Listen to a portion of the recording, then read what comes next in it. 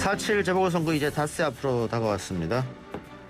청취자 여러분들께서는 모두 마음에 드는 정당 후보 선택하셨는지 모르겠는데요. 정책과 비전은 뒷전이고 정치 공학만 난무한다라는 비판이 나옵니다만 비판만 하지 말고 우리 스스로 정책 검증을 하려는 노력, 그것을 해보기 위해서 기획한 코너입니다. 오늘은 서울시장 선거에서 후보들이 내놓은 복지 분야 공약 짚어보겠습니다. 한국 매니페스토 실천본부 이강재 사무총장, 그리고 서울여대 사회복지학과 정재훈 교수 나왔습니다. 어서 오십시오. 예, 안녕하세요. 자, 오늘 복지 분야에 대해서 이야기할 텐데 돌봄, 청년, 노인, 여성 여러 분야로 나눠 살펴볼 수 있겠습니다. 먼저 돌봄 공약부터 짚어보지요. 두 후보의 돌봄 공약 어떤 것들이 준비되어 있습니까? 이강재 사무총장님. 예, 박영선 후보는 이렇게 좀 압축될 수 있을 것 같아요. 유치원 무상급식과 2배 돌봄 이렇게 좀 압축될 수 있을 것 같은데요. 공립사립유치원 어린이에게 중식간식 우유 무상 제공하겠다라고 하는 공약을 제시했고요. 대상이 7만 5천 명 정도 됩니다. 두 번째는 그 국공립 어린이집 비율을 현재는 33%인데요. 60%까지 확대하겠다. 또 동네 키움센터가 현재 200개인데 425개까지 동별 최소 1개 이상 설치하겠다라고 얘기를 했고요. 야간 보육 어린이집은 현재 175개가 있는데 350개로 확대하고 5년 안에 500개로 확대하겠다 이렇게 얘기를 했습니다. 반면에 오세훈 후보는 국공립 어린이집 확대. 예전에 그 현재 시장일 때는 서울형 어린이집에 그 방점을 좀 찍었었죠. 근데 국공립 어린이집을 33%에서 50%까지 확대하겠다. 어린이집 간식비, 급식비를 인상하겠다. 다른 보육 형태 보육시설 3개에서 7개 정도 지금 운영되고 있는데 이런 것들을 묶는 공유 어린이집을 만들겠다. 자치구당 2개의 키즈카페를 열겠다. 이렇게 약속을 하고 있습니다. 예. 자, 두 후보의 돌봄 공약 중에 박영선 후보는 무상급식이 아마 제일 대표적인 공약 같고요. 유치원 무상급식. 오세훈 후보 같은 경우에는 국공립 어린이집 확대. 물론 뭐 박영선 후보 공약에도 국공립 어린이집 확대가 있습니다만 국공립 어린이집에 대해서는 학부모들이 워낙 많이들 원하니까 이것을 뭐 많이는 2배까지 높이겠다 이런 것 같습니다. 네. 현실 가능성 면에서는 어떻게 보세요? 뭐 현실 가능한 이야기죠. 근데 이제 무상급식이나 국공립 어린이집 비율 확대 이미 대세고 예. 별로 새로울 것이 없는 공약이다. 부모들의 가장 큰 욕구가 무상급식이냐. 예. 유치원 무상급식은 이미 서울시 교육청에서 추진하고 있는 사안이고 예. 부모들은 이미 급식의 질에 관심을 갖기 시작했다. 뭐 친환경이라든가. 예, 뭐부터 시작해서 어린이집 국공립 확대는 사실 저출산 현상으로 인해서 이미 예견할 수 있는 추세고 예. 누리과정이 생겨났지만 여전히 어린이집이나 유치원이 분리되어 있는 가운데 사실은 국공립 확대보다도 우선 과제가 이제는 보육의 질, 유아교육의 질 향상으로 이제 가고 있다. 예. 지금 국공립 확대가 보육의 그런 질 문제와 연결되어 있느냐 이제 문제 제기를 많이 하고 있다라는 차원에서 결국은 보육 교육의 질에 눈을 돌려야 한다는 점에서 미래지향적이지 않은 공약이다 이렇게 말씀드릴 수 있을 것 같습니다. 보육의 질 말씀해 주셨는데 잊을만 하면 터지는 게 또 어린이집이나 유치원에서 아동 학대 문제입니다. 근데 이 아동 학대 문제가 여러 가지 이유가 있겠습니다만 그중에 하나가 이 돌봄 교사들의 처우가 너무 열악하다. 그러니까 일에 대한 자긍심도 없고 처우가 열악하다 보니까 자주 이동하는 거죠. 직장을 이동하고 네. 직업을 바꾸고. 그래서 돌봄교사들 처우 문제, 개선 문제는 끊임없이 언급이 됐고 중앙정부에서도 하겠다고 했습니다. 잘 안 됐단 말이죠. 이게 서울시장이 할 수 있는 문제냐. 뭐 그 문제도 있고 돌봄교사 처우 개선은 당연한 이야기인데 이건 사실 어떻게 보면 이제 어린이집에 한정된 이야기일 수 있고 이제 유치원 같은 경우에는 유치원 교사와 돌봄교사 간 역할 분담에서 오는 혼란이 그 이제 유아 교육이나 보육의 질적 저하 논란하고 연결이 되고 있습니다. 예. 그래서 이 누리과정으로 통합되었다고 하지만 돌봄 중심 어린이집, 그다음에 교육 중심 어린이집 차이가 이제 유치원 차이가 분명히 있고. 예.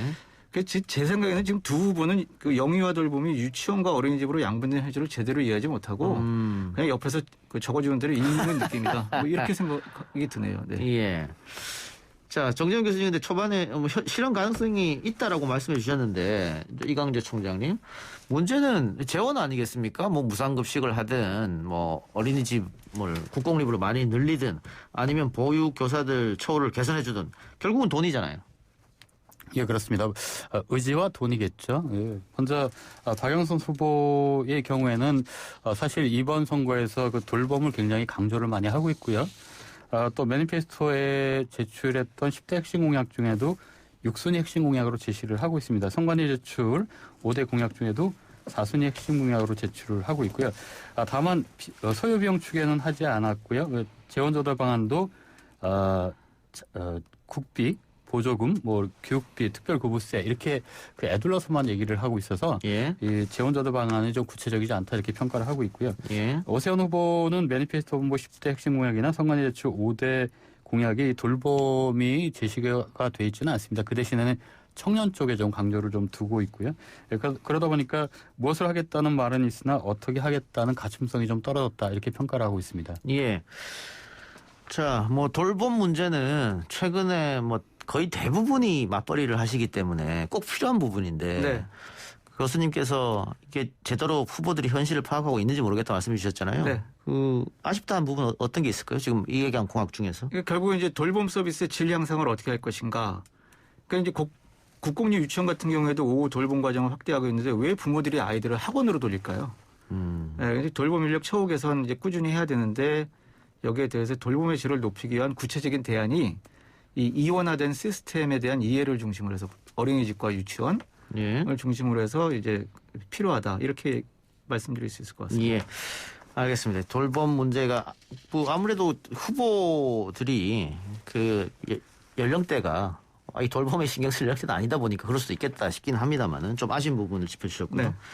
청년 공약을 살펴봅시다. 그 청년 공약도 사실은 요즘 근래에 들어서 각 선거마다 후보들이 굉장히 강조하는 부분인데 최근 발표된 여론조사에서 청년층 표심의 변화가 나타났다 이런 분석이 나와서 박영선, 오세훈 두 후보 모두 청년층을 향한 메시지를 굉장히 많이 보냈습니다. 대표 공약들 먼저 살펴보죠. 예, 그 박영선 후보 같은 경우는 사실은 주부의 표심을 좀 공략하겠다고 하는 측면이 좀 컸고요. 예. 오세훈 후보 같은 경우는 청년을 공략하겠다, 청년 유권자를 공략하겠다고 하는 표심은 컸는데요. 내용을 좀 살펴보면 여러 가지 좀 평가해야 될 부분이 좀 보입니다. 일단 그 박영선 후보의 청년 공약은 출발 자산과 주거복지 핵심 공약 중에 5순위로 제시를 하고 있는데요. 청년 출발 자금이라고 해서 최대 5천만 원 무이자 대출을 해주겠다. 30세에서 40세 될 때 원금만 갚도록 하겠다라고 하는 얘기를 하고 있고요. 월세 20만 원 지원 정책을 대폭 확대하겠다. 직주 일체형 청년주택 2만 원을 공급하겠다. 또 특수고용직, 플랫폼 노동자, 프리랜서 등 고용 사각지대 청년 고용보험료를 지원하겠다 이렇게 얘기를 하고 있고요. 예. 오세훈 후보 같은 경우에는 청년사관학교 등 취창업 지원에 강조를 하고 있습니다. 청년 취업사관학교를 만들겠다. 청년자산 불림 컨설팅을 하겠다. 취업 특강 제약과 연계한 프로그램을 제공하겠다. 청년 월세 지원을 확대하겠다. 이건 마찬가지인데요. 예. 지금 20만 원 지원을 받는 사람이 6천 명 정도 되는데 6만 명까지 올리겠다 이렇게 얘기를 하고 있습니다. 6만 명까지 하겠다. 박영선 후보, 오세훈 후보 어쨌든 청년 공약을 내고 있는데 이것도 지금 그 소위 말해서 너무 많이 일단은 잡아놓고 청년들 마음을 잡기 위해서 네. 그냥 던져놓고만 하는 게 아니라 현실 가능성이 있느냐 이런 문제제기가 있을 것 같은데요. 네. 현실 가능성 높습니다. 왜냐하면 돈만 쓰면 되니까. 아닌데 아까 돌봄도 써야죠. 청년도 써야죠. 노인도 네. 써야지. 여성도 써야지. 돈은 한정돼 있지 않습니까? 근데 이게 어떤 의미에서 그런 거니 이제 비전이 안 보여요. 예. 그러니까 이제 문제는 청년이 직면한 어려운 어떤 구조적 환경이 개선되지 않은 상황에서 예. 돈만 몇 푼 쥐어준다면 삶이 나아지냐. 청년들이 미래에 대한 희망을 갖게 되는가. 결국 이제 교육받고 졸업한 후에 일자리와 사회 공간이 있으면 되는 건데 아무리 스펙이 엄청나도 일자리가 눈에 안 보이고 살 공간이 없다. 그럼 이제 일자리를 구체적으로 어떻게 창출해 줄 것이냐, 창출할 것이냐라는 차원에서 예를 들면 뭐 지역상공회의소 같은 조직이 청년과 기업을 연결하는 구조라든지 이제 좀 다른 차원의 근본적인 접근을 할 수 있겠다라는 거고 살 공간도 사실 청년 주택의 문제라기보다는 서울 시민의 문제죠, 사실. 그래서 뭐 청년끼리, 중년끼리, 노인끼리 따로 살고 움직이는 단절된 구조.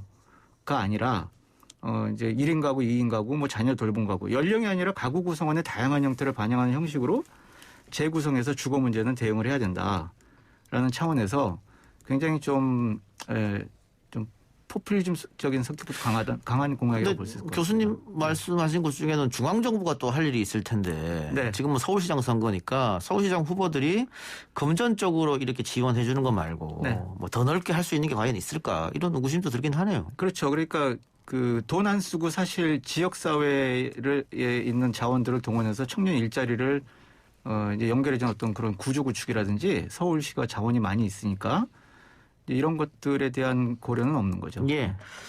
사무총장이 보시기에는 이 청년 공약에 대해서 문제점은 별로 없는 것 같습니다. 어떻습니까?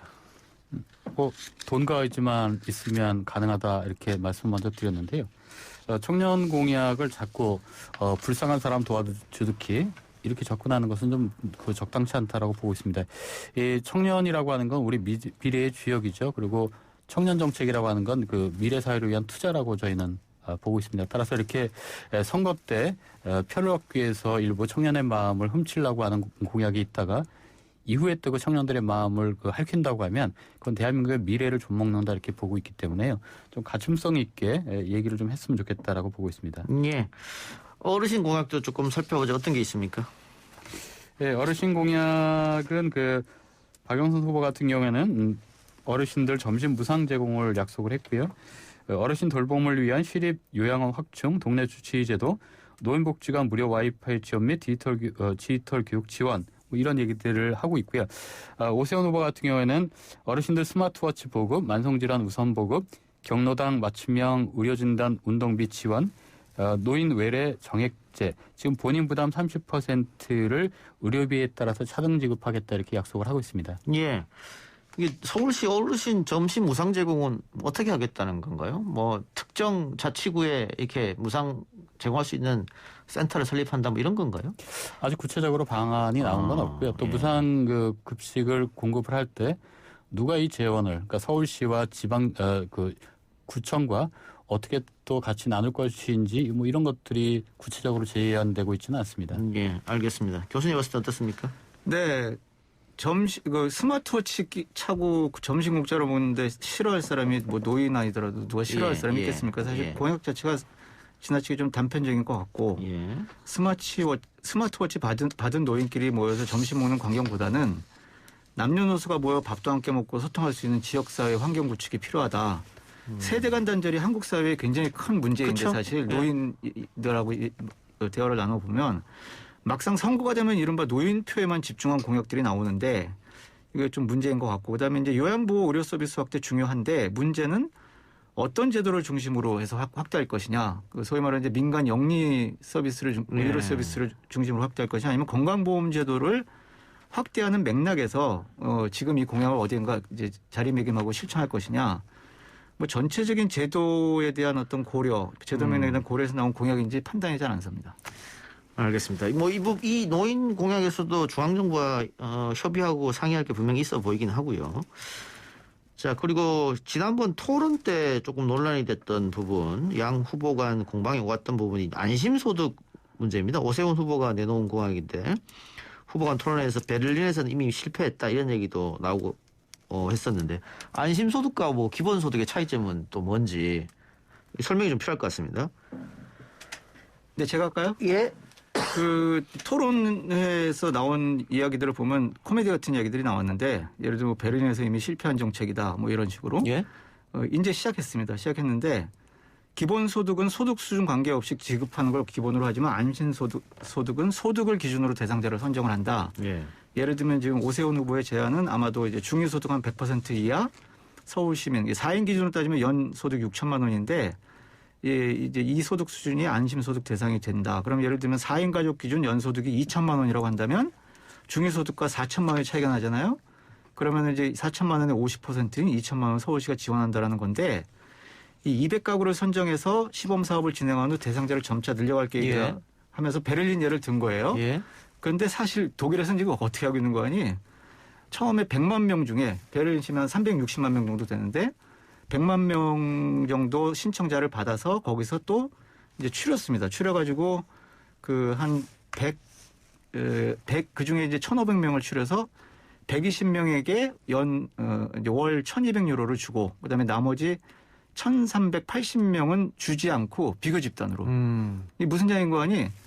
이 120명 받은 사람들이 이 사람들의 일상이 어떻게 변하는지 1,200유로를 한 달에 그냥 받았을 때 뭐 일을 하러 가는지 인생관이 어떻게 변하는지 여가를 어떻게 즐기는지 이거를 3년 동안 이제 비교 관찰을 한다라는 겁니다. 시범 사업이니까요. 시범 사업 예. 그 굉장히 연구진들도 굉장히 그 폭넓게 확보를 예. 해서 이제 참여하고 있고 그래서 3년을 비교 관찰하고 그러면 이제 뭐 비교 분석 평가까지 나오면 몇 년이 더 걸리겠죠. 예.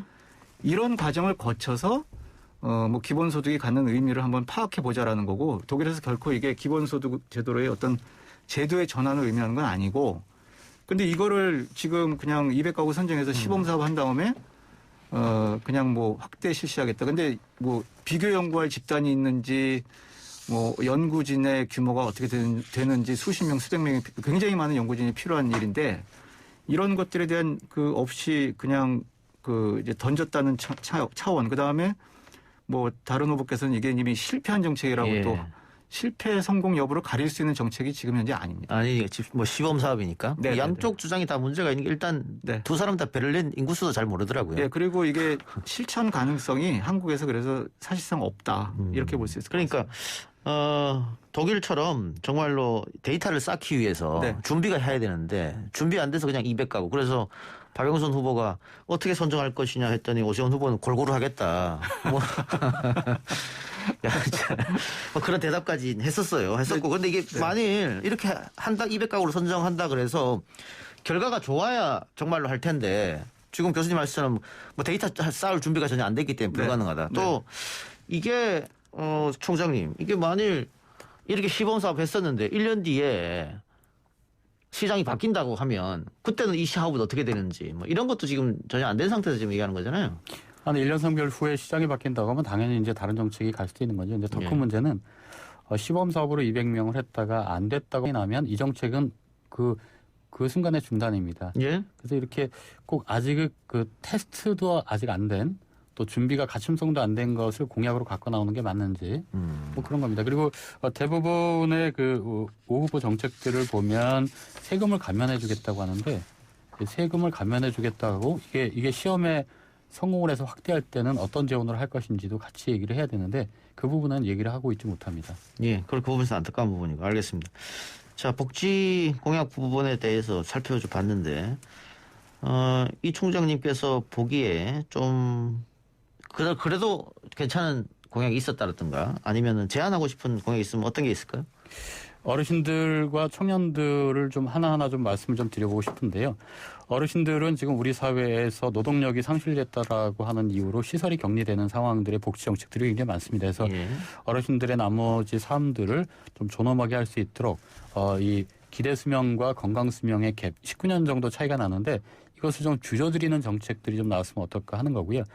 청년들은 여러 가지 도전도 해라, 뭐 취업 창업들을 해라 이렇게 부추기고 있는데 청년들이 창업과 취업을 해서 실패했을 때는 어떻게 할 것인가에 대한 대책은 전혀 없습니다. 그래서 청년의 실패를 자산하는 정책 이런 것들이 동시에 제공되면 좋지 않을까라고 생각을 합니다. 예, 교수님께도 같은 질문 드리겠습니다. 네, 그 두 후보의 공약을 모두 모아보면 공약이 실천됐을 때 몇 년 뒤에 우리가 어떤 동네 어떤 환경에 사는 거지? 이렇게 상상할 수 있는 그림이 나오질 않습니다. 당장 선거에서 이기는 것에 집중하는 상황이다 보니까 보편적으로 서울 시민의 복지를 향상시킬 수 있는 공약보다 득표나 여론몰이에 유리한 집단을 대상으로 해서 이제 공약을 부각시키는 경향이 있습니다. 그러다 보니까 언론에서 1인 가구를 등한시한다, 중장년층은 배제하고 있다, 뭐 이런 지적들이 나오게 되는 거죠. 그래서 청년이 아니더라도 서울 시민이라면 주거 걱정하지 않을 보편적 주거 정책의 그림이 있다든지 노인이 아니더라도 누구나 실감할 수 있는 어떤 그런 복지 서비스의 모습을 보여주는 예. 이런 공약들이 좀 아쉽다 이렇게 말씀드릴 수 있을 것 같습니다. 알겠습니다. 두 분 오늘 말씀 고맙습니다. 지금까지 한국 매니페스토 실천본부 이강재 사무총장 그리고 서울여대 사회복지학과 정재훈 교수였습니다. 수고하셨습니다. 네, 감사합니다. 예, 감사합니다.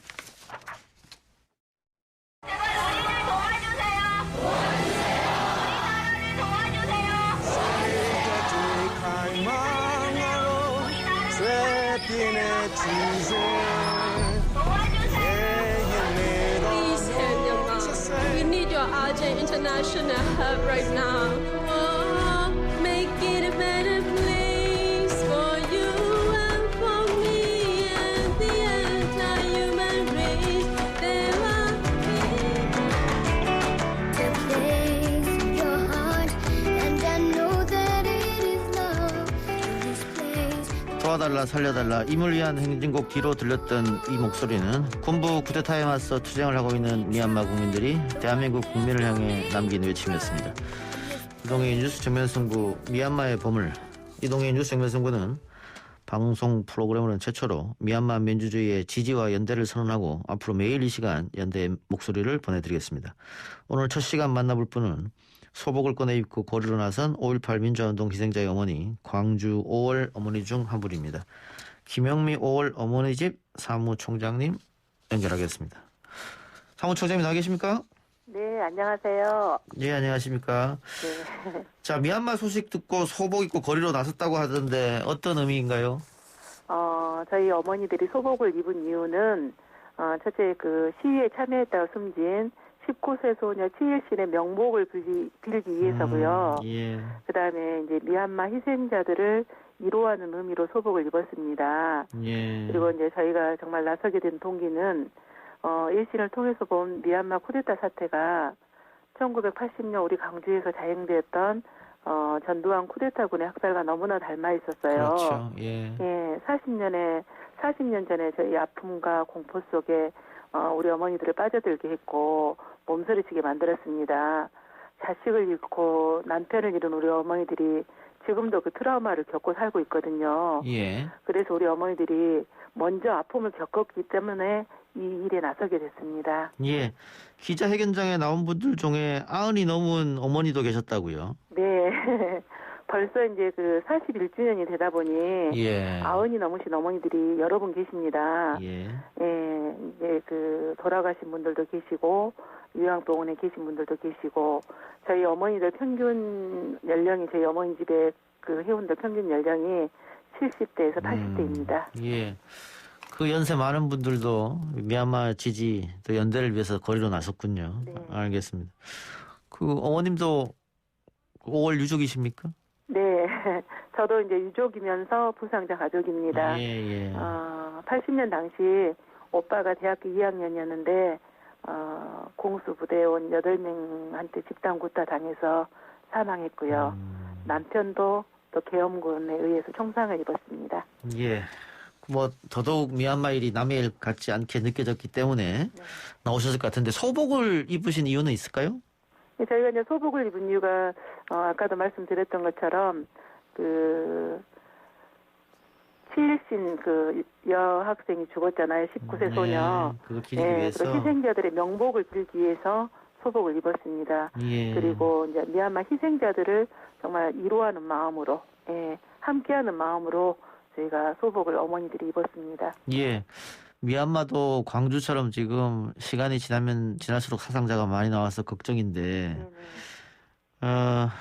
자식을 잃고 가족을 잃는 슬픔은 누구에게나 다 똑같지 않겠어요? 네, 맞습니다. 예. 그 미얀마에서 자식을 잃은 부모님들한테 어떤 말씀을 전해주고 싶으신가요? 저희가 전에 세월호 그 엄마들한테도 이야기했거든요. 꼭 살아있어야 합니다. 그래서 끝까지 투쟁해야 합니다. 저는 그 미얀마, 저희 어머니들은 미얀마 민중들의 저항은 정당하다고 생각하고요. 예. 꼭 승리할 것이라고 믿습니다. 예. 우리 5월 어머니들이 우리 전 세계가 함께 하겠습니다. 예. 어머님 오늘 말씀 고맙습니다. 네, 감사합니다. 예. 이동의 뉴스 정면승부 미얀마 민주주의 지지와 연대 기획 시리즈였습니다. 미얀마의 보물. 미얀마 민주화 투쟁을 지지하겠습니다. 미얀마 언어로 미얀마의 봄 또 민주화 투쟁을 지지한다는 이야기를 해드릴게요. 미얀마 디모카레시아 시무고 타욱 캉바디.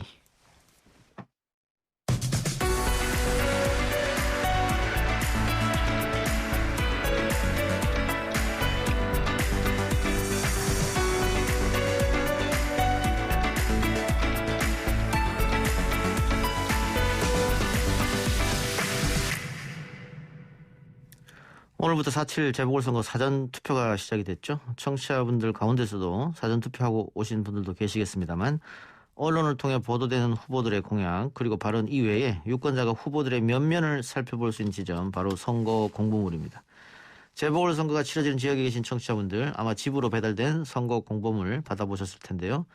자세히 보지 않고 그냥 버리는 분들도 많다고 하는데 오늘 선거 공보물 조금은 재미있게 살펴볼 수 있도록 전문가와 함께 분석해보는 시간 마련했습니다. 여러분도 혹시 선거 공보물 갖고 계시면 같이 보면서 방송 들어주시기 바랍니다. 최영일 시사평론가 전화 연결하겠습니다. 평론가님 나와 계십니까? 네, 안녕하세요. 예, 공보물 저도 받아봤는데 일단은 뭐 후보들마다 다 들어온 거니까 양이 많고 그렇습니다. 이게 근데 이렇게 표현해도 될지 모르겠습니다만 부자 정당, 가난한 정당이 있지 않습니까? 아유, 드러나죠. 예, 확 드러나네요. 근데 이 돈의 차이가 예, 우리가 흔히 이제 품질, 퀄리티라고 하는데 공보물의 퀄리티도 차이가 큽니다. 예. 근데 공보물 만들 때 역시 규정이 있겠죠. 뭐 이렇게 해서 안 된다, 저렇게 해서 된다. 네네, 규정이 있습니다. 우선은 디자인은 과거보다 많이 자유로워진 편이에요. 예, 하지만 그럼에도 불구하고 공직선거법에 따른 이 선거 공보물 규정이 있고요. 예, 이 규정을 벗어나면 안 되는데 예, 가장 중요한 건 내용입니다. 예, 이 내용이 허위로 담겨 있으면 다 걸러내지 못하는데 나중에 이제 고발되거나 어허. 여기에 대한 법적 처벌이 되는 경우가 있습니다. 그렇죠. 예. 학력 허위 기재라든가 이 국회의원으로 과거에 재임했던 분들 같은 경우에 뭐 성과 같은 거, 예, 내 지역구에 이런 일을 내가 해냈다. 근데 내용이 그게 아닌 것으로 드러나면 이거 이제 이 법적 처벌 받고 그것 때문에 이 공직을 상실하는 경우도 없지는 않습니다. 그러면서 내용의 엄정성, 정확성이 제일 중요하고 아마 보시면 이렇게 이 글이 써 있을 거예요. 이 내용에 들어있지 않은 것은 후보자가 제공하지 않은 정보입니다. 그러니까 공란으로 돼 있거나 비어 있는 게 있거든요. 근데 이건 이제 후보자가 뭐 좀 부실하게 기재를 했거나 혹은 자료 제공을 원천적으로 안 했거나 혹은 뭐 어떤 사정에 의해서 담지 못한 내용이 있는 경우도 있어요. 하지만 그러한 것들을 최대한 이제 법적 규정을 예. 가지고 적어도 유권자가 알아야 할 인적 사항들은 공보물 규정에 의해서 담도록 예. 돼 있고요. 전과, 재산 내역, 가족 관계 적어도 이런 정도는 다 포함되게 돼 있습니다. 그러니까 제가 지금 기호 1, 2번 박영선 또 오세훈 후보 공보지하고 네, 기호 14번 이도엽 후보 공보지를 들고 있는데 네네, 14번 이도엽 후보는 명함만합니다. 맞습니다. 예, 맞습니다. 명함만한데 네. 공통된 사항은 인적 사항, 또 재산 사항 및 병역 사항, 또 세금, 또 정가 기록 이렇게 공통 사항이거든요. 이걸 만약에 속이게 되면 나중에 당선되더라도 자격이 박탈될 수 있다 이 말씀이잖아요. 그럼요. 그러면 이제 허위 정보 기재가 돼서 예. 엄하게 처벌받습니다. 그런데 지난 총선 때 국민의힘의 조수진 또 민주당의 김홍걸 이 두 후보는 재산을 다 네. 신고를 안 했다. 근데 재판 갔는데 벌금 뭐 100만 원 이하 받아서 네, 맞습니다. 국회의원 유지하던데요?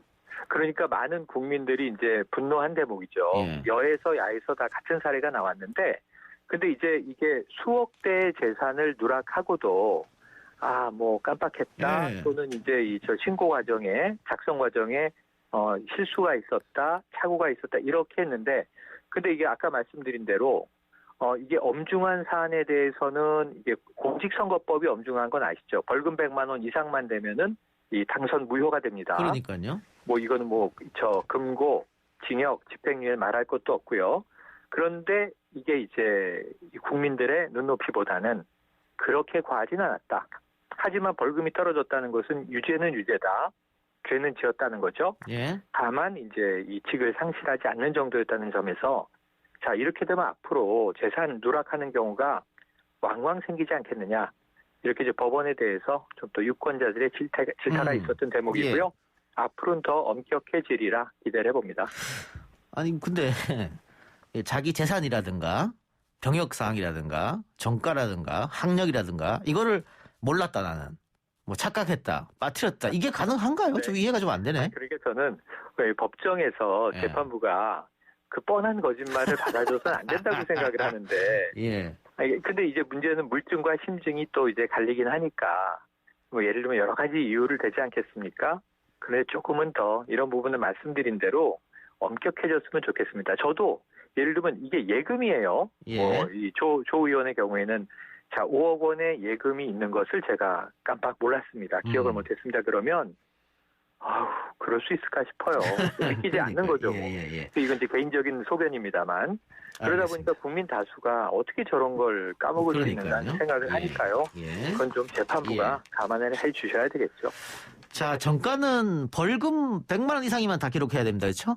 맞습니다. 예. 그러니까 예를 들면 굉장히 우리가 알게 모르게 많은 정과가 있죠. 대부분의 우리 국민들이 가지고 있는 정과는 도로교통법 위반이에요. 뭐 음주운전으로 벌금 예. 100만 원이다. 그럼 전가가 되는 겁니까? 음주운전은 센 거죠. 예. 이거는 정말 이 전과라고 봐야 되고 예. 음주운전은 이 전력도 나오고 한 번 잘못하면 이건 뭐 저 방송인이나 우리가 많이 보는 저 또 예능인들 이건 근데 공인은 더 엄격해야 되겠죠. 그래서 이런 부분들은 크게 기사화되고 문제가 되는데 뭐 이제 소소한 딱지 불법 유턴을 했다, 신호 위반을 했다 그런 경우에 이제 우리가 보통 스티커라고 얘기하는 한 4만 원에서 10만 원 사이에 이제 범칙금을 부과받지 않습니까? 예. 그런 건 세세하게 들어가진 않아요. 하지만 말씀하신 대로 이제 벌금 100만 원이면 음주운전도 좀 정도가 컸다든가 예. 교통사고를 냈는데 이거는 과실로 인해서 좀 큰 사고가 났다든가 예. 정도 이상의 것이고 우리가 아까 나눈 바대로 정말 재산을 누락했다. 이게 공직자로서는 이게 적지 않은 과실일 것 같은데 의외로 벌금 100만 원 아래를 때리는 경우도 있잖아요. 예. 그러니까 벌금 100만 원 이상이면 그래도 어느 정도 우리가 주목해봐야 되는 작지 않은 범죄에 대해서 처벌 경력이 있다. 이것도 좀 꼼꼼하게 보셔야 되는 것이 여러 개가 있으면 우리가 상습이라고 얘기하지 않습니까? 그렇죠. 그러면 우리가 이제 이 서울 시민들, 뭐 부산 시민들의 경우에 정말 이 수년간의 행정을 맡기게 되는 수장인데 엄청난 예산을 씁니다. 예. 특히 경제범죄 같은 것은 좀 꼼꼼하게 들여다보실 필요가 분명히 있겠습니다. 예. 자, 그런데 제가 오프닝에서도 말씀드렸습니다만 솔직히 저도 좀 비슷한데 받자마자 잘 안 보고 또 쓰레기통으로 가는 경우가 많아요. 대부분 그래요. 그쵸? 대부분 그래요. 그런데 예. 저는 꼭 두 가지 말씀드리고 싶은 게 예. 뽑히는 선택되는 후보는 한 명입니다. 예. 그리고 지금 둘 중에 누가 될까 우리가 이런 고민들을 언론에서 다 쏟아내고 있는데요. 예. 하지만 우리 정치가 발전하려면 군소 후보들을 잘 보고 잘 키울 필요가 있습니다. 예. 그래서 이제 물론 우리 양당 구도 정치의 폐해를 늘 국민들이 불편해하고 난 이번에 찍을 후보 없어 그러는데 정말 사표를 내고 투표장에 안 가시는 것보다는 예. 그럼 내가 찍기 싫은 후보들을 제외하시고요. 공보물을 한번 보시면 의외의 논란들이 있거든요. 예. 정말 다양합니다. 이번 그 서울시장 후보들은 그 어느 때보다 다양한데 또 젊은 후보들이 많고요. 예. 또 그리고 이제 각각의 색깔들을 담고 있습니다. 디자인 자체도 색깔이 다양하지만 상당히 지금 언론에서 보면 서울시장 선거나 이제 주요 선거 때마다 지난 총선에도 그랬는데 이번에도 아마 7번 보면 아실 거예요. 7번 이 후보. 근데 거기에 굉장히 굵직한 이제 볼드체로 예. 이 명함에도 써 있고 현수막에도 써 있고 그렇던데요. 예. 이 공보물 표지에도 자 나라에 돈이 없는 것이 아니라 도둑놈이 많은 것입니다. 그럼 이런 또 이 캐치플레이즈나 슬로건은 맞아 하시거든요. 다만 이제 이 후보의 경우는 굉장히 여러 차례 나온 후보고 대선도 나왔었는데 대통령 선거 때 나왔고. 네. 예. 근데 이 후보의 경우에는 또 이제 공약이 재밌잖아요. 예. 그래서 오히려 정치 기사보다는 연예 기사에서 많이 또 회자된 후보이기도 해요. 재미로 한번 보셔도 이런 발상도 나올 수 있구나 하고 한번 또 이제 이 나의 고정관념을 좀 발상에 전환을 하는 기회도 되고 그 외에 젊은 후보들도 의외의 놀랄만한 공약들을 담고 있는 예. 군소 후보가 많은데 그냥 이 자료들을 버리기에는 아깝다. 한번들 보면 서울시에 대해서 새로운 시각들이 생길 수 있는 인사이트를 분명히 예. 얻으실 수 있습니다. 근데 그 선거에 나왔다가 15% 이상 득표를 하면 네. 그 공적으로 썼던 자금은 다시 다 비용을 보전받죠. 돌려받잖아요. 네. 그렇기 때문에 이제 큰 정당 후보들은 공보물도 이제 돈을 많이 써서 만듭니다. 맞습니다. 근데 이게 기호가 뒤로 가면 갈수록 작은 정당들은 15% 받기가 어려우니까 그렇죠? 네네. 예. 그러면 이제 여기서부터 아껴 쓸 수밖에 없는 거네요. 돈 안 쓰는 선거를 할 수밖에 없죠. 예. 그러니까 유세, 현수막 이런 분들은 유세 차량이 어디 있겠어요. 예. 최대한 발로 뛰는 거죠. 그리고 미디어를 한번 타는 걸 그렇게 좋아하시는데 예. 이 군소 후보들은 예. 미디어에서 토론에도 잘 안 불러주니까. 예. 그래서 군소 후보 모아서 이 중앙선관위에서 한번 토론을 하거든요. 예. 근데 이건 어느 방송에서 몇 시에 했는지 아무도 모르더라고요. 예. 했어요 한번. 예. 그래서 이런 부분들은 후보들이 오히려 선거 자체가 빈익빈 부익부 양극화돼 있는 거 아니냐. 군소 후보들을 키워주기 위해서 풀뿌리 민주주의를 좀 살리기 위해서는 이런 후보들에 대한 지원책이 나와야 되는 거 아니냐. 이런 얘기가 있는 것도 사실이고 상당히 저는 일리가 있다고 생각하는데 그러다 보니까 이제 후보들이 아이디어를 쥐어짜서 아까 말씀하신 후보의 경우에는 명함만한 사이즈로 공보물을 만들기도 하고 어떤 후보는 한 장으로 만듭니다. 이게 원래는 이제 한 16페이지까지 나올 수가 있어요. 표지 포함해서. 그런데 사실은 이제 이 인쇄할 돈이 없는 후보도 있고 그러다 보니까 좀 부실해 보이는 경우도 있고 또 아이디어를 내는 후보들도 있는데 디자인 보시면 후보 얼굴이 안 나와 있는 공보물도 있어요. 예. 근데 요거는 조금 저는 좋지 않은 전략이다. 왜냐하면 담을 수 있는 정보는 다 담는 게 좋다. 공보물에. 왜냐하면 얼굴이 안 보이면 궁금하잖아요. 예. 그럼 그 다음에 뭐 홈페이지를 찾아 들어가든가 인터넷을 검색하든가 해야 되는데 군소 후보에게 유권자가 이 정도의 시간과 노력을 들이지 않는다. 그런 점에서 일종의 티저 광고인 셈인데 이 유인을 위한 티저 광고가 안타깝지만 군소 후보들에게는 그렇게 주목받지 못한다는 점도 일종의 디자인 전략의 팁이 될 것 같습니다. 예. 마지막으로 그 이번 서울시장 공보물 총평 한번 주세요.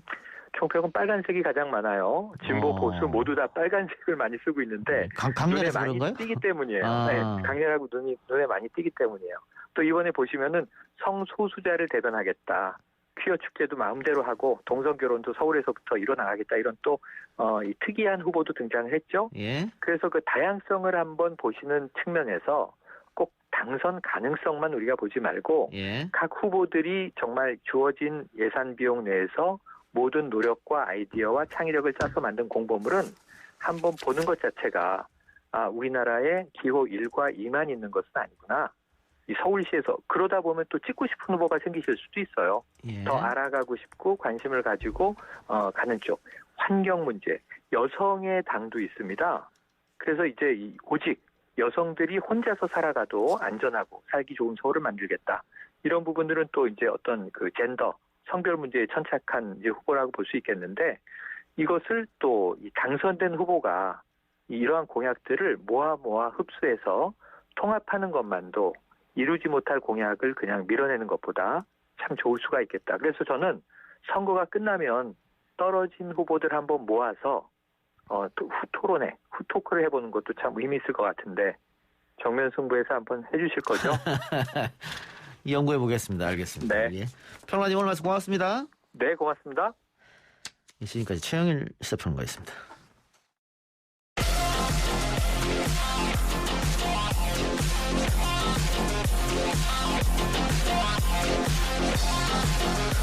오늘 나온 뉴스를 언박싱 해드립니다. 기자 언박싱. 오마이뉴스 박종 기자 연결하겠습니다. 박 기자님. 네, 안녕하십니까. 코로나 신규 확진자가 또 500명대입니다. 그렇습니다. 사흘 연속 500명대인데요.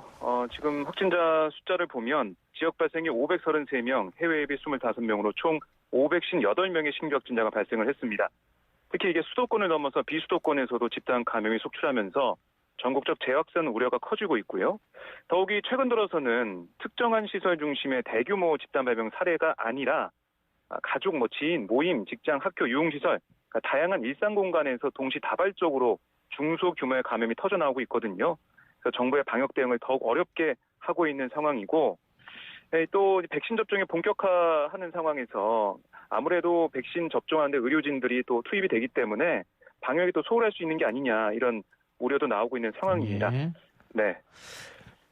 그러면은 거리두기 단계가 또 달라지는 것 아니냐. 일단 부산에서는 오늘부터인가요? 거리두기를 2단계로 네. 격상한다 그러더라고요. 2단계로 올리는 지금 지자체가 나오고 있어요. 예. 그러니까 그만큼 지역에 안 좋은 상황들이 지금 돌출되고 있다라고 볼 수가 있는데요. 그런데 우선 이 중앙 이 방역 당국의 얘기를 들어보면 사회적 거리두기 단계를 바로 올리거나 전국적으로 격상하는 상황은 아니다. 추이를 좀 보겠다라고 했고요. 그러니까 이게 작년 12월 초처럼 급증할지 아니면 2월 중순처럼 일시적으로 증가했다가 300~400명대로 돌아설지 이 추이를 우선은 보겠다라는 얘기예요. 예. 그리고 지금 보면 우리가 항상 얘기했을 때 병상 여력 문제를 많이 말씀드렸잖아요. 예. 이게 병상 여력이 지금은 비교적 충분한 상황이고 요양병원과 요양시설 등에서 백신 접종이 시작된 만큼 상황이 지난해와는 다르다라고 얘기를 하고 있습니다. 예. 상황이 다르다. 알겠습니다. 자, 정부가 방역수칙 위반하는 시설과 업소에 대해서는 적극적으로 집합금지와 가태료 처분을 내리기로 했습니다. 예, 그만큼 경각심을 높이겠다라고 볼 수가 있겠고요. 사업주의 경우에는 이용 인원 준수, 영업시간 준수, 종사자 마스크 착용, 이용자 마스크 착용 안내 이런 핵심 방역 수칙을 반드시 지켜야 하고요. 또 시설 이용자는 마스크 착용이 필수인데 이를 기준으로 핵심 방역 수칙을 2가지 이상을 위반하거나 핵심 방역 수칙을 위반해서 감염이 발생한 경우에는 방역 수칙 위반으로 적발된 사업자가 또 즉각 집합금지 처분을 받을 수가 있습니다. 그러니까 현재 위반업소에 대해 기존의 경고 단계 없이 바로 열흘간 영업정지 처분을 내릴 수 있도록 감염병 예방법 시행규칙 개정안은 입법 예고를 하고 있거든요. 예. 개정이 완료되는 대로 즉시 시행할 계획이고요. 또 새 시행규칙이 시행되면 방역수칙 위반이 확인될 때마다 운영 중단 기간이 10일, 20일, 3개월로 늘어나요. 그만큼 지금 아까 제가 말씀드린 대로 일상 공간에서 감염이 일어나고 있기 때문에 이제는 정말 경각심을 다시 높여서 잘 지키자 이런 의미에서 집합금지와 과태료 처분을 좀 강화하는 그런 모습입니다. 예. 투표 얘기해보죠. 사전투표가 오늘 내일 진행되는데 오늘 그 투표율이 좀 높았다는 분석이 있는 것 같은데요?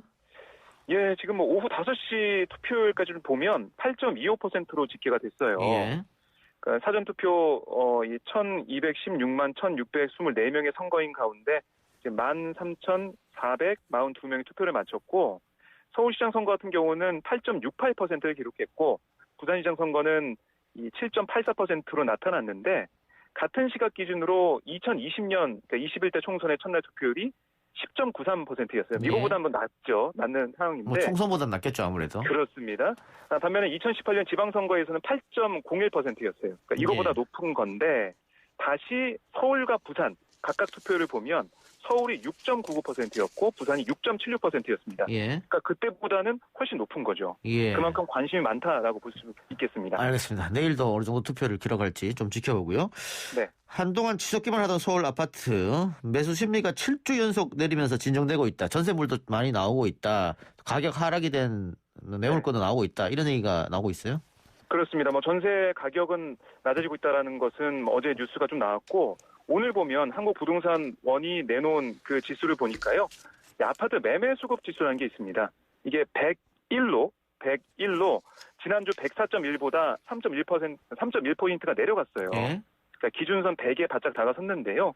그러니까 이게 0에 가까울수록 공급이 수요보다 많다는 걸 나타내고 예. 200에 가까울수록 수요가 공급보다 많음을 의미합니다. 예. 그러니까 지금 100에 가까워지고 있고 더 낮아지고 있으니까 그만큼 매매 수급 지수 어떻게 보면은 이제 심리적으로는 아직 살 때가 아니다라는 생각이 알겠습니다. 점점 많아진다라고 볼 수가 있겠습니다. 이 정부의 강력한 정책이 이제 효과가 나오는 건 아니냐. 특히 6월달이 세금 내는 날이기 때문에 그렇습니다. 그때를 기준으로 많이 내놔서 공급이 늘어나는 게 아니냐. 이런 분석이 있는 것 같습니다. 오늘 말씀 고맙습니다.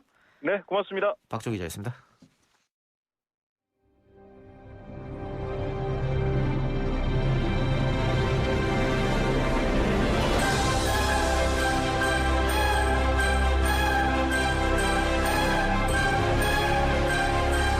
YTN 라디오 이동의 뉴스 정면 승부 3부 시작합니다. 한 주간 사회를 들끓게 한 이슈에 대해 치밀한 법적 근거로 설명해드립니다. 신비한 법률사전 신장식 변호사 나왔습니다. 어서 오십시오. 네, 안녕하세요. 신장식입니다. 파트너인 최단비 변호사는 지금 달려오고 있습니다. 예, 아직 도착을 안 했어요. 지금 한참 밀릴 시간이긴 한데요. 퇴근 시간이기도 하고요. 요즘에 너무 기온이 좋아서 날씨도 좋고 상충객들이 지금쯤 또 주말을 위해서 떠나지 않을까. 어쨌든 차가 지금 막히고 있습니다. 네. 자, 오늘 먼저 이야기해볼 거는 천안함 관련된 이야기입니다. 먼저 오늘 나온 속보인데 대통령 직속 군 사망사고 진상규명위원회가 천안함 피격 사건 재조사 진정에 대해서 각하 결정을 내렸습니다.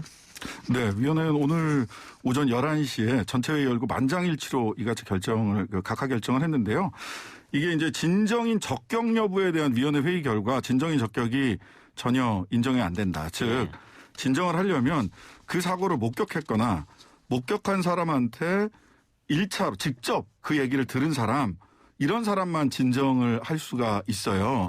근데 그 신상철이라고 하는 분은 목격자이거나 또는 그 목격한 사람한테 직접 들은 사람이 아니다라고 해서 진정이 이게 그 조사를 다시 해달라라고 요청할 자격이 없는 사람이다. 따라서 이건 각하한다. 기각이 아니라 각하 결정을 한 거죠. 예. 신상철 씨는 꾸준히 천안함에 대한 조사 결과를 신뢰하지 못한다고 이야기했었던 분이죠. 네, 맞습니다. 그래서 민군 합동조사위원회 민간인 조사위원으로 들어가기도 했었어요. 예.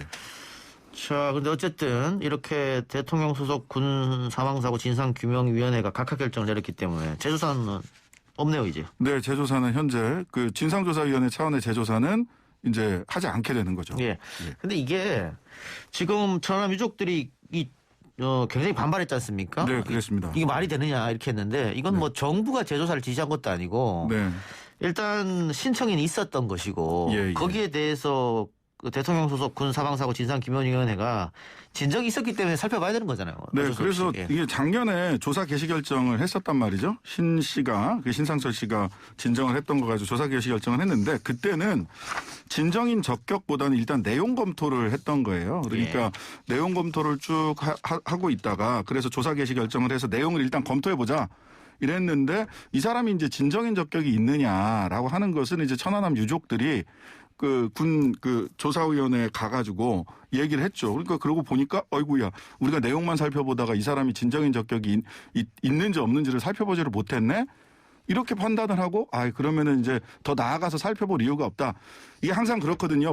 법이라는 게 항상 더 나아가서 살펴볼 필요가 없다. 그 고소권이 아닌 사람. 명예훼손 같은 경우는 고소권자가 고소해야 되거든요. 내가 명예를 훼손다. 특히 사자 명예훼손이나 이런 거 같은 경우는 그 유족이나. 그래서 자격이 없다라고 하는 것이 딱 확인이 되면 더 내용을 더 나아가 살펴보지 않고 각하한다. 이렇게 이제 결정문이 나와요. 그래서 최초에는 이런 내용이 있어. 그럼 살펴봐야지 하고 일단 형식상 조사 개시 결정을 했던 겁니다. 작년 12월 달에. 근데 지금 꼼꼼히 살펴보니까 어이구 이 사람은 조사를 요청할 자격이 없네. 그러니까 기각이 아니라 각하 결정을 한 거예요. 그러니까 아예 살펴볼 필요도 없다는 얘기잖아요. 예, 그런 겁니다.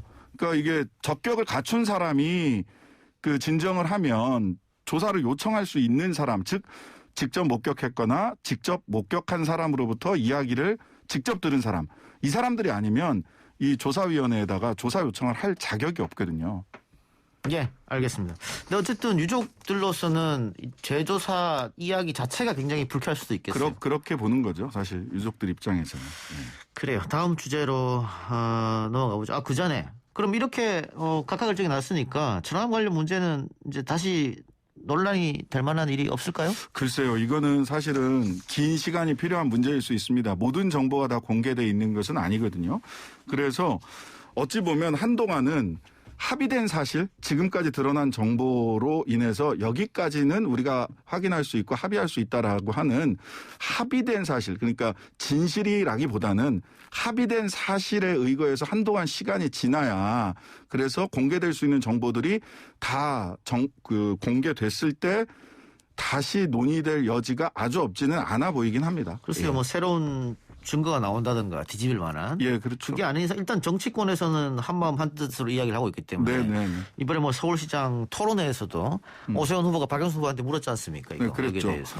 근데 뭐 당시에는 박영선 후보는 그 당시에 조금 뭐 유보적 태도를 보였던 거 아니냐 이렇게 얘기를 하는데 그 당시엔 국방부에서 정보를 전체적으로 공개하지 않고 있던 상황이었기 때문에 제한된 정보에서 판단할 수 있는 것은 굉장히 제한적이었어요, 사실은. 그래서 앞으로도 이 얘기가 정보가 어느 정도 시간이 지나야 공개되는 정보들이 또 있는 거잖아요. 뭐 30년 지나야 공개되는 정보들도 있고 이러한 새로운 정보가 밝혀지기 전까지는 현재로서는 합의된 사실에 근거하여 새로운 조사가 이루어지기는 쉽지 않아 보인다. 예. 어쨌든 그 서울시장 후보 토론회에서도 박영선 후보는 뭐 북한의 행위가 명백하다 이렇게 얘기했으니까. 그렇게 정리했죠. 다음 주제 넘어가 보죠. 방송인 박송 씨가 30년에 달하는 긴 방송 생활 내내 친형으로부터 출연료를 뺏겼다. 이런 내용이 요즘에 인터넷을 달구고 있어요. 아이고 핫하죠. 예. 그 30년간 출연료 한 100억 원 가량 횡령했다. 진실 공방 벌어지고 있는데요. 박수홍 씨가 이제 지난 3월 29일 날 자기 그 인스타그램에다가 30년 동안 일했지만 내 노력으로 일궈온 많은 것들이 내 것이 아닌 것을 뒤늦게 알게 됐다. 바로잡기 위해 형과 형수에게 대화를 시도했지만 답변을 받지 못했다. 이렇게 얘기하고 또 주변에서 박수홍 씨 지인들이 그러한 사실들을 좀 이렇게 보강해 줄 수 있는 이런저런 이야기들을 올리면서 굉장히 뜨거운 논쟁이 좀 되고 있습니다. 박수홍 씨도 입장을 낸 것 같은데 뭐 자세한 얘기는 하지 않았습니다만 어느 정도는 그 인터넷에 떠도는 얘기가 맞는 것 인정하는 것 같아요. 네, 그런 것 같습니다. 뭐 내 것이 아니었다. 그다음에 형과 형수에게 열심히 일했지만 내 것인 줄 알았던 게 내 것이 아니었다라는 아까 말씀드린 얘기나 형과 형수에게 대화를 시도하고 있으나 답변이 없다. 이런 얘기는 이제 사실은 인터넷에 떠놓은 얘기들이 대부분 많은 부분이 사실이다라고 하는 것을 박수홍 씨 스스로도 그 암시를 한 거죠. 다만 100억 이야기는 박수홍 씨가 본인 입으로 하지 않았어요. 네, 그 금액 네, 이야기는. 네. 이거는 오해가 있으면 안 될 것 같고. 네, 네. 자, 근데 친형 측은 이런 사실을 부인하고 있는 것 같습니다. 예, 빈털털이 아니다, 오보다. 오히려 박수홍 씨 상가 몇 개씩 있고 친형 부부는 박 씨의 재산 늘려주기 위해 노력하고 있다. 뭐 박수홍 씨는 뭐 품위 유지에 들어간 돈이 어마어마하다. 뭐 이런 식으로 주장을 했고 또 이제 박수홍 씨 조카로 추정되는 인물이 한 유튜버와의 메시지 내용이 좀 공개가 됐는데 예. 메시지에서 삼촌 즉 박수홍 씨로부터 받은 돈 하나도 없다. 부모가 사업가라서 돈이 많은 거다. 그게 그 뭐 명품 있는 인스타그램에다가 뭐 이렇게 자기 SNS에다가 명품 가지고 있는 거 이런 거를 막 올렸었거든요. 근데 그건 우리 아버지가 사업가라서 돈이 많은 거다라고 얘기인데 그 아버지의 사업이 뭐냐면 박수홍 씨 그 매니지먼트 사업이었거든요. 그래서 예. 요거는 글쎄요. 조금 봐야 될 것 같네요. 네네네. 그렇습니다. 예. 예.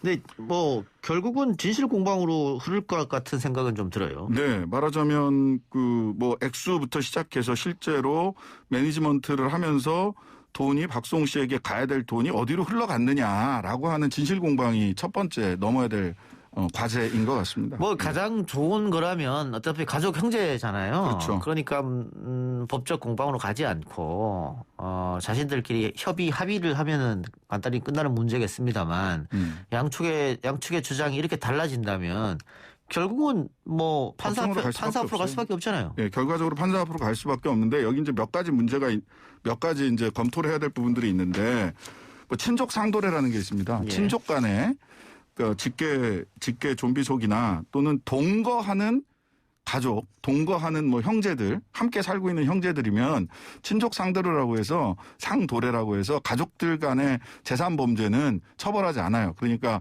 뭐 아들이 아버지 돈을 살짝 가져갔다든지 이런 거 같은 경우 지갑에서 빼가고 이래도 형법상 처벌하지는 않는데 근데 요거 이제 두 가지 측면에서 요거는 적용이 안 될 것으로 보여요. 뭐냐면 일단 박수홍 씨하고 박수홍 씨 형이나 가족들이 동거하지 않았어요. 각자 따로 살았기 때문에 친족 상도례 범위에 들어가지 않는다라는 게 하나가 있고요.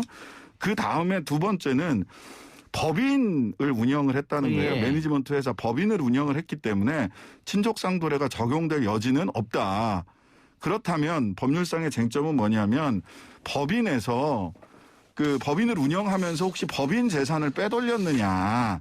라는 것이 법률상으로는 쟁점이 될 겁니다. 사실관계 확인도 그 부분에 감정적이고 뭐 형제가나 이랬니 저랬니 이런 게 문제가 아니라 그 법인에서 돈이 쓰여져야 될 때 제대로 쓰여지지 않고 누군가 개인에게 돌아갔다. 박수홍 씨 형이나 가족에게 돌아갔다라고 하면 그 부분이 사실관계가 확인돼야 되고 법률 적용의 대상이 될 겁니다.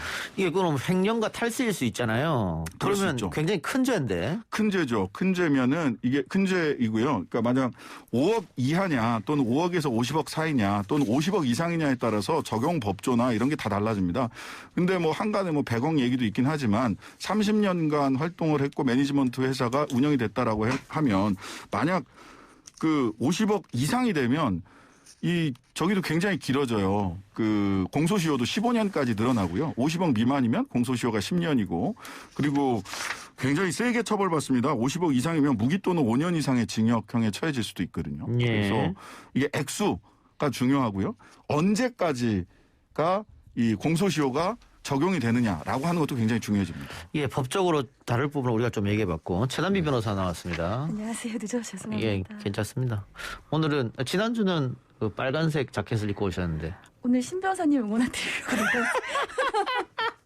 오늘은 노란색. 네. 예. 감사합니다. 예, 저는 오늘 어떻게 하다 보니까 네. 짙은 푸른색이 됐네요. 예, 신장식 변호사님이 정의당 당원이죠? 예, 맞습니다. 예, 노란색을 입고 오셨습니다. 응원하는 차원에서. 감사합니다. 예. 이번 보궐선거에 정의당 후보를 안 냈죠? 네, 후보를 안 냈습니다. 네, 알겠습니다. 자, 지금 박수홍 씨 얘기를 한참 하고 있었는데, 저도 뭐 박수홍 씨랑 같이 프로를 해봤습니다만, 박수홍 씨랑 프로를 한 사람들을 공통적 이야기가 너무 착하고 순진하다. 또 너무 인사성도 바르고 예의도 있고 이렇게. 그래서 당한 거 아니냐 이런 얘기도 있고, 인터넷에는 박수홍 씨 미담만 막 흐르고 있고, 또 너무 힘들다고 뭐 방송국에서 눈물을 흘린 장면도 있었으니까 안타까워하시는 분들이 많은데 최 변호사님도 박수홍 씨랑 방송 해보셨죠? 네, 예전에 K본부에서 하는 이제 법률 예능 뭐 그런 프로그램 같이 오래 했었거든요. 예. 근데 말씀하신 것처럼 굉장히 이제 젠틀하시고요. 그리고 저 이제 사석에서 말씀 나눌 때는 가족에 대한 애정 되게 많이 드러내셨었거든요. 그래서 이번 사건이 좀 더 안타까운 것 같습니다. 예. 자, 그런데, 비단 박수홍 씨뿐이 아니라, 뭐, 장윤정 씨도 엄마 또 남동생과의 갈등이 있었지 않습니까? 뭐, 김구라 씨 같은 경우에는 뭐 전처의 문제가 있었고, 김혜수 씨, 신정한 씨 다 이제 모친의 문제가 또 있었고, 이런 일들이 주위에서 좀 많이 일어나는데 특히 연예인들 뭐 이렇게 막을 방법 없나요 이런 일들은? 그러니까 사실 이런 연예인 같은 경우에는 크게 두 가지인데 이번에 박수홍 씨 같은 거 아니면 장윤정 씨 같은 케이스는 소속사 대신에 가족들이 이제 모든 수입을 관리하면서 이런 일이 벌어지는 경우가 있고 하나는 연예인 가족의 그 유명세를 이용해서 사업의 전면에 내세운다거나 아니면 돈을 빌리는 경우들이 있습니다. 근데 앞에 이런 뭐 소속사가 이제 개인으로 운영되는 경우 같은 경우에는 보통은 연예인들은 본인들이 이제 연예 활동을 하느라고 그런 회계 같은 것들이 잘 그렇죠. 관심을 안 가져요. 믿고 맡기죠. 네, 근데 이제 좀 전문가 같은 분들을 고용을 해서 회계를 좀 투명하게 하는 게 사실은 필요합니다. 그래야 나중에 가족이 일부러 그런 고의가 없다 하더라도 발생할 수 있는 세금이라든지 문제들을 막을 수 있기 때문에 그렇고 또 이제 예를 들면 가족의 유명세를 이용해서 뭐 사업을 한다 아니면 보증을 쓴다 할 때 사실은 법적으로는 그렇게 갚을 의무가 없는데 연예인이다 보니까 도덕적으로 갚는 경우들이 있거든요. 그래서 그런 부분들에 대해서는 사실은 좀 안타까운 부분이죠. 그렇죠. 네. 뭐 이렇게 방송을 하고 있는 저 같은 경우에도 저희 회사의 회계 직원들한테 전적으로 맡기거든요. 그러니까 그래서 저는 이제 법인을 통해서 이렇게 관리를 하는 게 제일 좋고요. 자기 법인을 설립을 하든지 뭐 우리 진행자도 미르미디어라고 법인이 있잖아요. 예. 그다음에 제발 계약서를 꼭 써라. 변호사로서 꼭 얘기하고 싶은 게 제발 계약서 좀 써라. 구두로 하지 말고. 구두로 하지 말고 계약서 안 쓰고 그냥 진행하는 경우도 굉장히 많거든요. 네. 계약서 꼭 쓰셔야 되고요. 그다음에 계약서를 꼭 변호사한테 검토를 받으시라. 제발. 가족 간에라도. 예, 가족 간에라도 쓰셔야 돼요. 안 그러면 나중에 증거도 없고 이걸 어떻게 하기로 했는지 서로 말만 엇갈리고 감정만 상하거든요. 예, 알겠습니다. 하나만 짧게 해주세요. 신장식 변호사님. 네. 이거 30년 동안 박수홍 씨하고 관계인데 네. 아까 뭐 횡령 문제도 얘기했고 탈세도 있을 수 있다. 다만 공소시효가 있잖아요. 네네.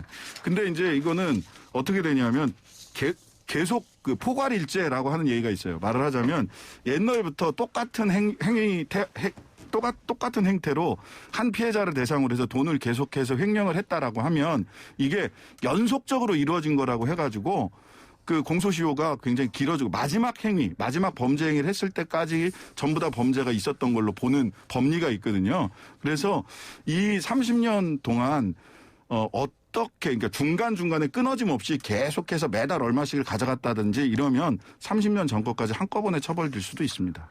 알겠습니다. 다음 주제로 가서 이것도 뭐 얼마 전에 이슈가 되던 건데 조두순이 전자팔찌 차고 마트에서 술을 산다는 목격담 그리고 사진이 인터넷에 돌아다녔어요. 저도 본 기억이 있는데 이게 알고 보니 가짜였다고요? 예, 인터넷 커뮤니티 통해서 조두순 목격담과 사진이 퍼졌어요. 사진에 보면 그 모자를 푹 눌러쓴 남성이 아내로 좀 보이는 분과 함께 대형마트에서 장을 보는데 카트 속에 소주 한 박스가 있었거든요. 그러면서 이 해당 글 작성자는 술을 달고 사는 걸 보니 아직도 정신 못 차렸다. 이렇게 비판을 했죠. 이건 기사로도 올라온 것 같은데. 예. 그런데 사실은 나다 이렇게 주장한 사람이 나왔었다면서요? 네, 그러니까 이게 이제 이 사진이 목격담이 거짓이다라고 하면서 이 사진 속에 계시는 두 분이 조두순이 아니고 자신의 장인 장모다라고 글을 올린 사위가 있었습니다. 그러니까는 이 두 분은 평생 일만 하시다가 은퇴하시고 노후를 보내시는 본인의 장인어른 장모님이고 그 증거로 모자는 본인이 사들인 모자고 운동화도 본인이 사들인 모자다. 그래서 그 사진에 있던 이 남성분이 착용했던 모자 사진과 여성분이 착용했던 신발 사진을 증거로 올렸어요. 그래서 지금 장모님이 굉장히 두려워하고 있는 상태이고 더 이상 이러한 글이 퍼나르지 않도록 주의해 줬으면 좋겠다라는 글을 올렸습니다. 근데 뭐 체형은 당연히 닮을 수가 있겠죠. 키라든가. 근데 모자 쓰고 마스크까지 썼는데 목격자는 어떻게? 조두순이라고 단정했는지 조금 이해가 안 되네요. 거기다가 이제 이걸 인터넷에 올리니까 주르륵 댓글이 달리면서 기정사실이 거짓이 기정사실이 된 거잖아요. 그러니까요.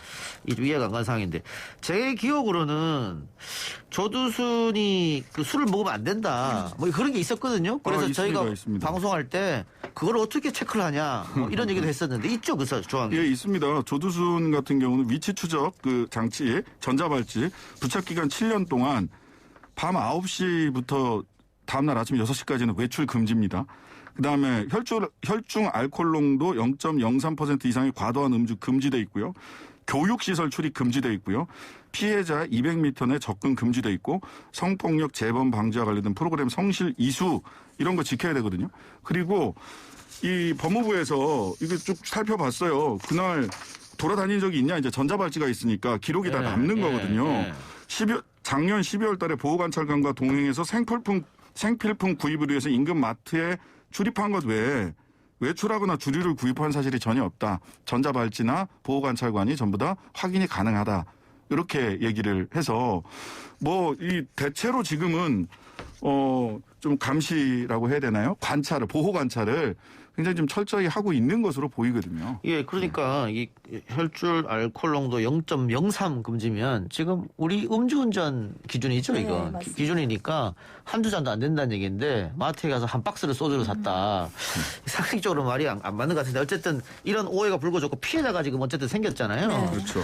근데 이런 것은 어떻게 합니까? 이게 법적인 문제는 없나요? 그러니까 일반인을 상대로 촬영을 한 거잖아요. 허가 없이. 예. 만약에 이게 조두순이 실제로 맞다 하더라도 허가 없이 촬영을 했다라고 하면 그렇네요. 그러면 일단 뭐 촬영 자체로 처벌을 하진 않아요. 근데 초상권 침해가 되겠죠. 손해배상 청구 소송을 할 수가 있고 만약에 그 사진을 가지고 뭐 이번처럼 어떠한 명예를 훼손하는 글을 올렸다라고 하면 그때 당시에는 뭐 명예훼손죄는 될 수가 있겠죠. 예, 왜냐하면 조두순은 정말 천인 공란을 저질렀습니다만 또 당시 검찰이나 또 판사의 판결, 검찰의 기소가 문제가 있었습니다만 어쨌든 국가에서 정한 그 처벌을 받고 지금 나온 상태인데 그러니까요. 다시 사진을 찍어서 배포를 해서 뿌려서 이게 공격한다 그러면 또 마녀사냥일 수도 있으니까 어쨌든 법적으로 그건 안 된다는 말씀이죠. 네, 예. 맞습니다. 법적으로 안 됩니다. 그리고 이번에 이거를 그 유포한 분에 대해서도 그 경찰에서 뭐 조사를 하겠다고 하는데 예. 조사를 하면서 이제 특정한 의도가 있었는지 그냥 단순히 실수인 것인지 예. 진짜 오인인 것인지 특정한 의도가 있었는지는 아. 한번 확인을 해봐야 되고요.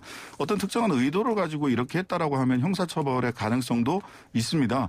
의도가 없이 오인해서 했다라고 하더라도 아까 최담희 변호사님 말씀하신 것처럼 우리나라 법에 초시라는 단어는 없어요. 없지만 대법원에서 판결로 초상권이라고 하는 것이 헌법적 권리다. 따라서 이렇게 이분이 굉장히 자기 의사와 반하게 촬영이 돼서 여러 군데 유포된 사실 자체만으로도 민사상으로는 손해배상을 할 수 있습니다. 예. 조심하셔야 됩니다.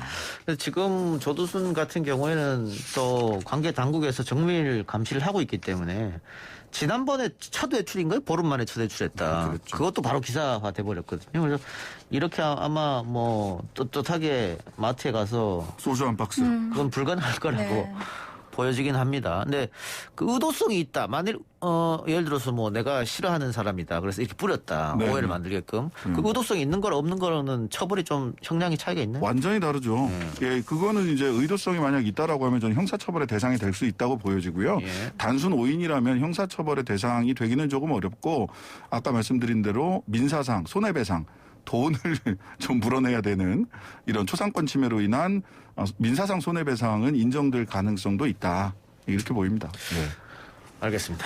자, 오늘 신비로운 법률사전은 이 정도로 마무리하고 노란 옷 입고 오셨는데 어제 투표하러 가셨습니까? 오늘 사전 투표날? 아직 못했습니다. 아니 못 하시고 언제 가시려고요? 내일 오전에 가려고 합니다. 내일 오전에. 예, 신 변호사님은? 저도 내일 오전입니다. 예. 저는 오늘 내일 다 일정이 있어서 당일날? 수요일 날. 근데 이렇게 하고 또 안 가는 분들 계세요.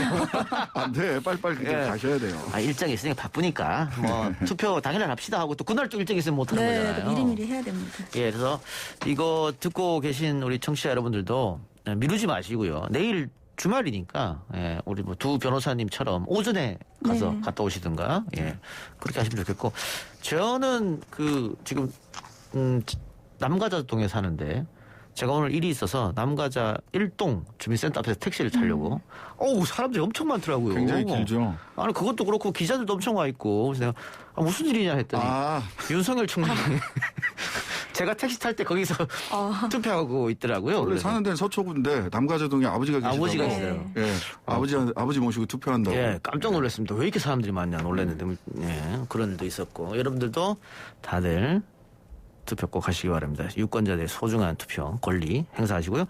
저희는 두 분과 함께 또 다음 주에 뵙겠습니다. 두 분 신장식 변호사 최단비 변호사님 수고하셨습니다. 감사합니다. 네, 감사합니다.